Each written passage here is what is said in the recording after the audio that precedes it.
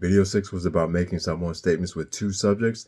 One subject does the action and the other one receives the action. This video is also about two subjects, but you have subject number 1 that's taking the action to a location. The location is subject number 2. These statements are a little bit different because they use Samoan prepositions to let you know that the action is going to or from a location. So if Junior, subject number 1, is going to the store, I le fale oloa, coming from the store, mai le fale oloa, maybe he lives above the store, I lunga o le fale oloa, below the store, I lalo o le fale oloa. When that second subject is a location, in this case is store or fale oloa, we introduce it with a preposition like these words right here. So again, at least two subjects, but one of the main subjects starts with a Samoan preposition because it is a location. Only a few more days before class start, sign up at pacificapages.net.